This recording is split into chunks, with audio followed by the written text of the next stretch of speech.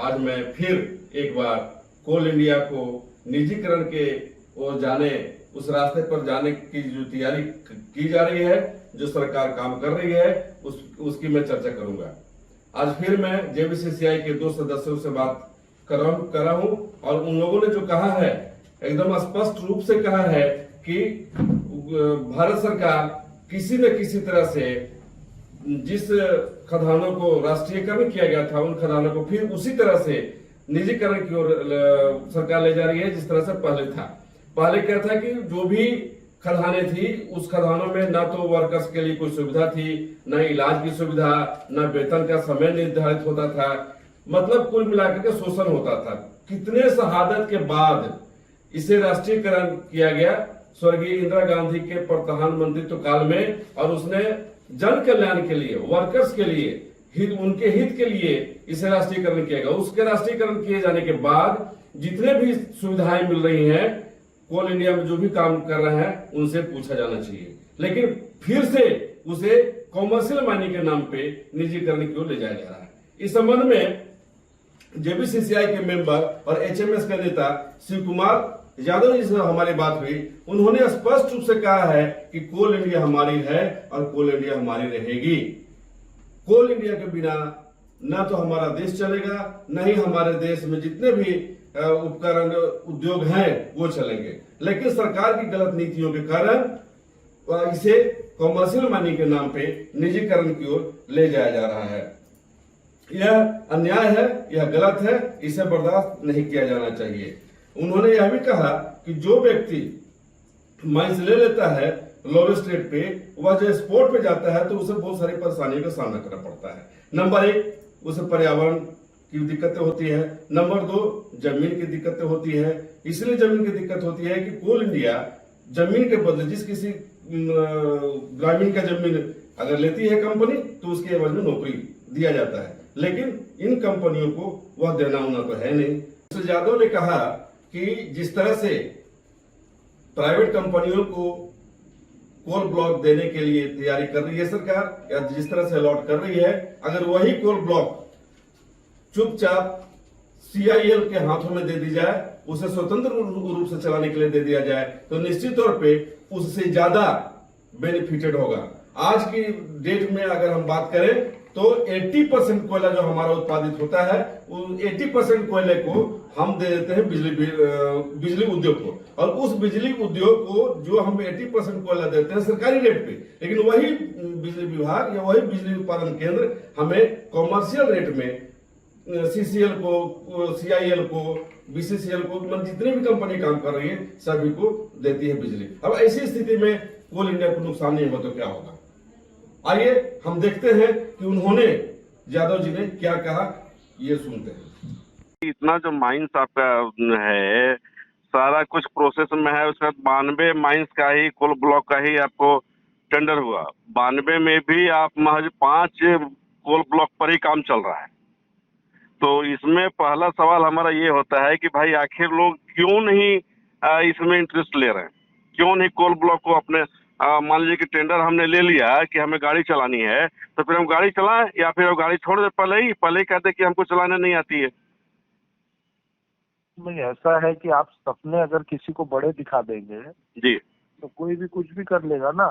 लेकिन जब वो जा रहा है देखने फिजिकली, तब उसको समझ में आ रहा है कि एक तो कोल इंडिया जिस कंडीशन में, विपरीत स्थिति में खदानें चालू करके चलाती है, अब उसकी तुलना अगर सब लोग करने लगेंगे तब तो खत्म हो जाएगी कहानी। ये सरकारी कंपनी है, प्राइवेट नहीं है ना, ये तो अपना पब्लिक सेक्टर है, और इसमें कामगार अपना खुद का कंपनी समझकर मेहनत करता है जी।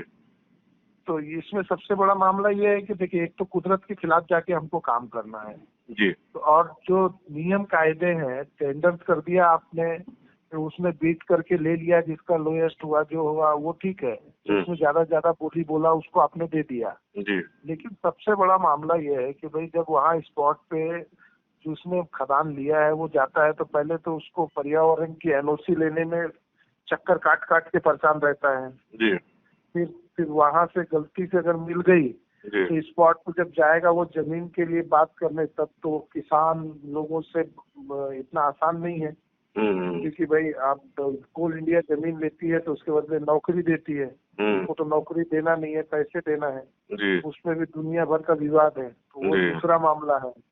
फिर तीसरा, जब वो काम चालू करने के लिए सोच रहे हैं, जो लोगों को अनुभव ले रहे हैं, उसमें कहीं ना कहीं 99% लोग नहीं टिक सकते हैं कोल। और ये गवर्नमेंट का गलत है, अन्याय है ये कि भाई कोल इंडिया को अगर वो जितनी खदानें उनको दे रहे हैं अच्छी, वो उसमें से अच्छी खदानें 50% और बाकी जो कम कोयले वाली अगर 50% सिर्फ हम अपने कोल इंडिया को दे दें, तो मुझे नहीं लगता है कि कोई जरूरत है किसी की। और अनुभव तो पिछले साल पिछली गवर्नमेंट ने भी लिया है और ये भी गवर्नमेंट ले रही है, खूब अलर्ट तो कर दे रही है, खूब बड़ा बड़ा ढिंडोरा पीट ले रही है कि हमने प्राइवेट कर दिया, इतना सारा वो हो गया है, अभी बढ़िया कोयले का उत्पादन हो जाएगा। तो कहाँ हो रहा है उत्पादन? वो तो आप रिकॉर्ड खुद भी देख रहे हैं। कई खदानें आपने भले दुनिया भर की अलर्ट कर दी, लेकिन ऑपरेशन में तो इन्हीं खदान चल रही है, 5% भी खदानें नहीं चालू हो पाई है। और आप 2014 से लगातार 15 से अलॉट कर रहे हैं। तो और वो समझ में नहीं आ रहा है कि क्यों कर रही है। ये ठीक बात नहीं है, बिल्कुल गलत है। और कोल इंडिया मतलब कोल इंडिया, उसकी तुलना दूसरे से करने का कोई मतलब नहीं है, बल्कि हमारी सरकारी कंपनी को मजबूत करना चाहिए सरकार ने। यहाँ पे लोगों का रोजगार, उसके बाद में ये देश की रीढ़ की हड्डी है ये कोयला उद्योग, और कोयला उद्योग को हम लोग अपना कोल इंडिया से प्राइवेट करने जा रहे हैं।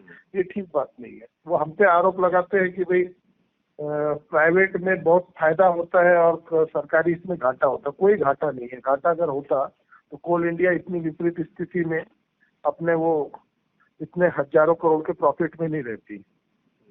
नहीं, आखिर इस कंपनी को जो प्राइवेट जो पहले हुआ करता था, तो उसको फिर लेकर के राष्ट्रीयकरण क्यों किया गया था? अगर मान लीजिए कि प्राइवेट में ही सारा कुछ था, सब कुछ होता, बेनिफिशियल अगर रहता, तो फिर क्यों उसका राष्ट्रीयकरण किया गया था?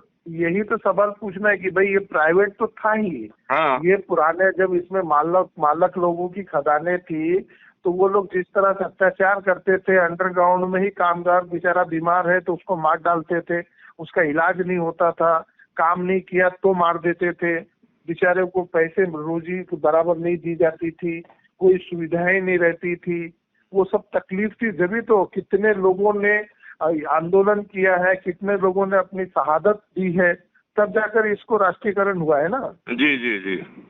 तो ऐसा तो नहीं है कोई फ्री में कर दिया है। ऐसा तो ना है कि स्वर्गीय इंदिरा गांधी जी ने ऐसे आए और उन्होंने बोला कि नहीं आपके केस को सबको सरकारी कर दो। क्यों कर दो? अरे भाई उनके पास में कई मामले आए, ऐसे सब कुछ बताए गए, लोगों ने आंदोलन किए, कई लोग शहीद हुए हैं, उन्होंने तब जाकर ये हुआ है ना। आजादी ऐसी थोड़ा मिल गई थी और ऐसी थोड़ा प्राइवेट से सरकारी हो गया था, सब कुछ होने के बाद हुआ था। अब ये सरकार फिर से वही धर्रे पे जा रही है, अब सरकार से फिर प्राइवेट में जा रही है। तो अब वो कितना भी आप बहाना करें कि भाई हम घाटे में नहीं चला सकते, मेरा एक सिंपल सा कहना है कि भाई कोल इंडिया को आप स्वतंत्र कर दें। हमारा कोयला हम निकाल रहे हैं, हम मार्केट में हम बेचेंगे, जो रेट पे बिकना है बिकेगा, जो इस पे करना है। उसके बाद हमसे पूछिए हम घाटे में है क्या। अब करते क्या है, आप हमसे कोयला उत्पादन करने की जवाबदारी हमारे ऊपर डाल देते हैं। आप हमें पैसे के फाइनेंशियली पोजीशन में मदद करते नहीं है। उसके बाद में आप हमको जो कोयला हम निकालते हैं उसके लिए आपने सरकारी रेट फिक्स करके रखा है। 80% कोयला आपको बिजली विभाग को देना है और बिजली विभाग को जो देना है उसके लिए आपने सरकारी रेट तय करके रखा है, 1100 रुपए, 1200 रुपए, 1300 रुपए तक। तो अब हम सीखेंगे कैसे? लेकिन ये अपने आप में एक कहानी है कि भाई कोल इंडिया का 80% उत्पादन का रेट सरकार तय करती है और जिस बिजली विभाग को हम सरकारी रेट पे कोयला देते हैं, वो बिजली विभाग हमारे कोल इंडिया को कमर्शियल यानी जो उद्योग वालों को जो बिजली का रेट है वो उस रेट पे हमको बिजली देती है।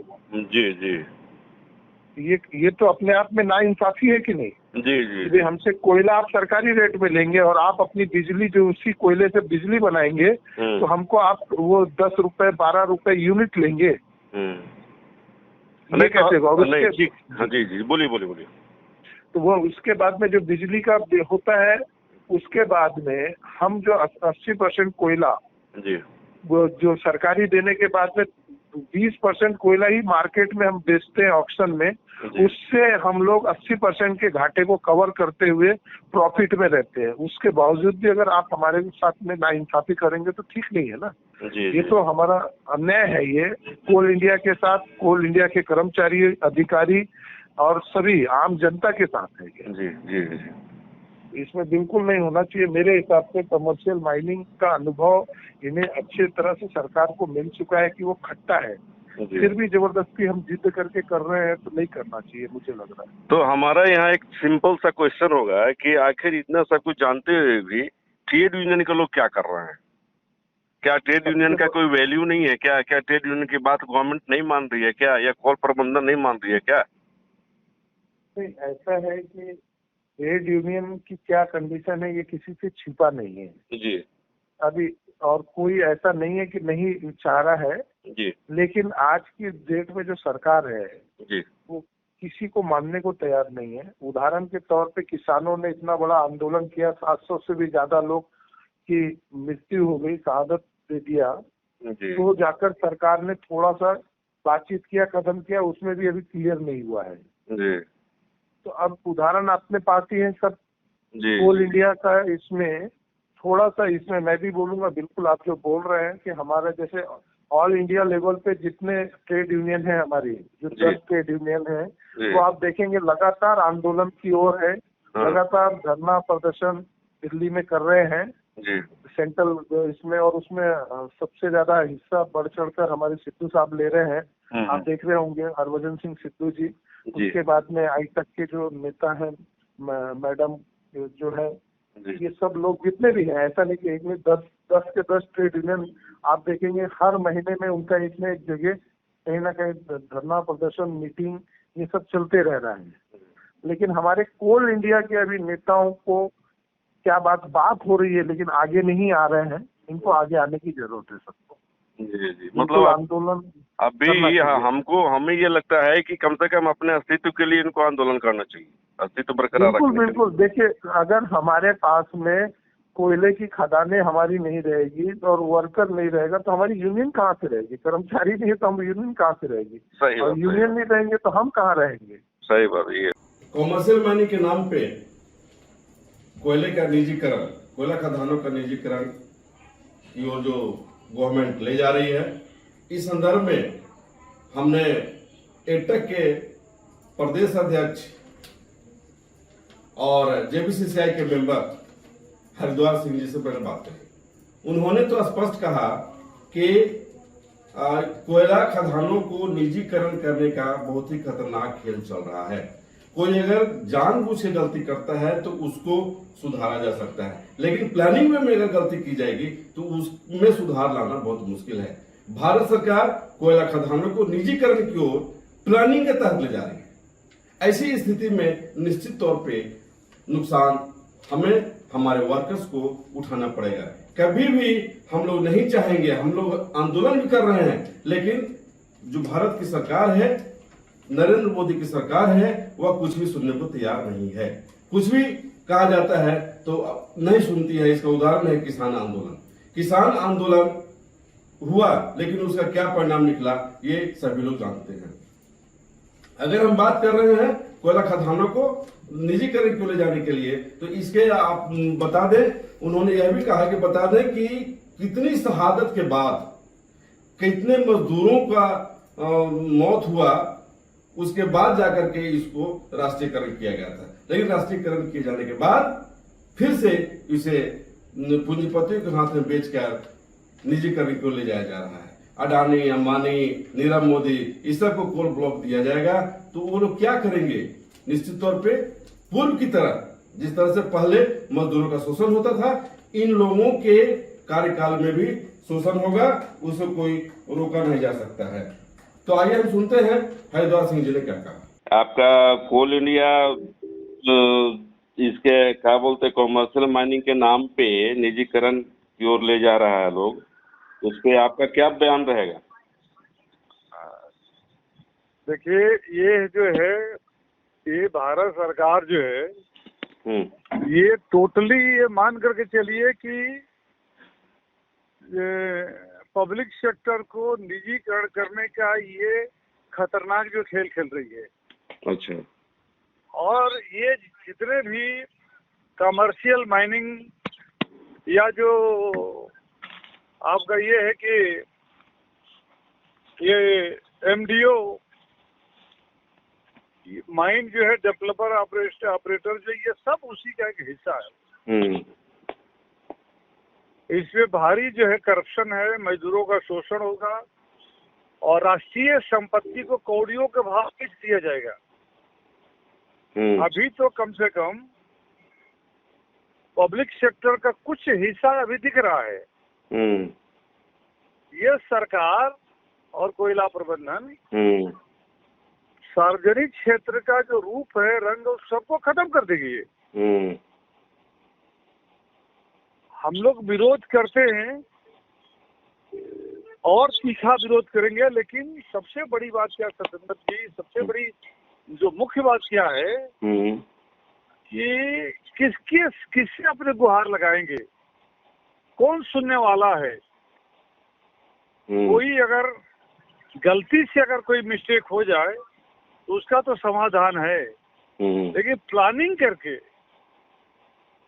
करके पब्लिक सेक्टर को बेचना, रेल को बेचना, भेल को बेचना, तेल को बेचना, हवाई अड्डा को बेचना, रेलवे स्टेशन को बेचना, कोयला खदान को बेचना, ये सब उनका एक प्लानिंग का हिस्सा है।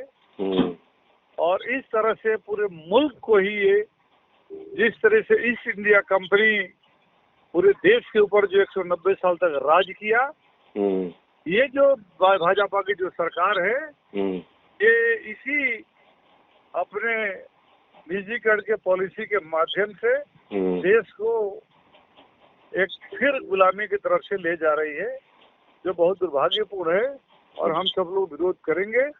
अभी 24 तारीख को किसानों और मजदूरों ने मिल करके और दिल्ली के ताल कटोरा में भारत सरकार के जन विरोधी नीतियों के खिलाफ जो है वहाँ जो है बहुत बड़ा कन्वेंशन किया है। लड़ेंगे और जीतेंगे। आज ये खदानों को जो बेचा जा रहा है, वो लोग खरीदार नहीं है, इस संबंध में आप क्या कहिएगा? देखिए क्या है, वो प्रयास कर रहे हैं, प्रयास कर रहे हैं कि ये कोई भी खरीद ले, क्योंकि इतना पूंजी कोई लगाना नहीं चाहता है। और इतना पूंजी लगाने से उसको मुनाफा होगा नहीं होगा, वो जो नाप तोल रहा है। लेकिन आज नहीं कल ये अनुबंध को, कंडीशन को सरल करेंगे, उसके पक्ष में करेंगे। किसी भी तरह से खदान को कौड़ियों के भाव ले ले, ये सारा रास्ता साफ करेंगे। और जिस तरीके से आपने देखा कि बहुत सारे पूंजीपति, अडानी 2009 में कुल 50,000 करोड़ का मालिक था और आज कितने लाख करोड़ का मालिक है आपके सामने है। नीरव मोदी ने लंदन के कोर्ट में जो बातें कही है वो आपके सामने है। तो ये कोयला खदान को भी किसी न किसी अडानी, किसी न किसी अंबानी, किसी न किसी नीरव मोदी, किसी न किसी मेहुल चोकसी के नाम से ये जो रजिस्ट्री कर देंगे। और लंबे अरसे से मजदूरों के आंदोलन से, बलिदान से, शहादत से जो कोयला खदान में जो एक नया सवेरा आया था, मजदूरों को सारी सहूलियतें मिली थी, एक जानवर से इंसान की जिंदगी जीने का जो उनको जो अवसर मिला था, ये सरकार उसको खत्म करने पर तुली हुई है। ठीक है, चलिए, ठीक है सर।